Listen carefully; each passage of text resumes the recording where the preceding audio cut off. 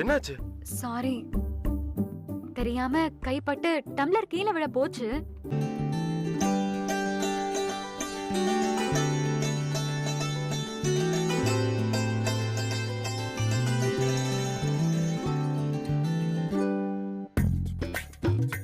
சும்மா பேசுற மாதிரிலாம் இல்லையே, ஏதோ சீரியஸான விஷயத்த பேச போற மாதிரிலாம் இருக்கு.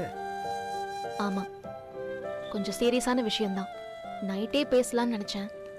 வாங்கி கொடுக்கணும்னு தோணுது, ஆனா அதை கூட செய்ய முடியாம எரிச்சலா இருக்குடி. இதெல்லாம் அப்பாவே புரிஞ்சுக்குவாருன்னு பார்த்தேன், ஆனா அவர் புரிஞ்சுக்கிற மாதிரியே தெரியல.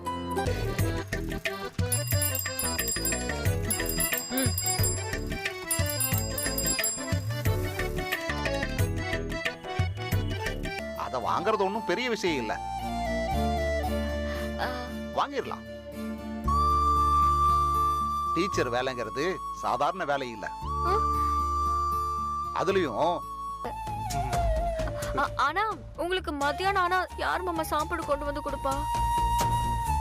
மயிலு, எனக்கு சாப்பாடு கொடுக்கறதா முக்கியம். நிறைய பசங்களுக்கு பாடம் சொல்லி கொடுக்கறதா முக்கியம். அவங்க அதுங்க கூட இருக்கிறதுக்கு எனக்கு தான் கொடுத்து வைக்கல. ஏய் ஷோ ஷோ பா ஷோ.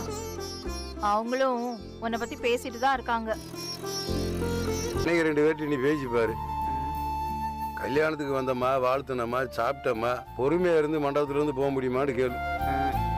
ஒருவேளை சரின்னு சொல்லிட்டாங்கன்னு வச்சுக்க, அடுத்த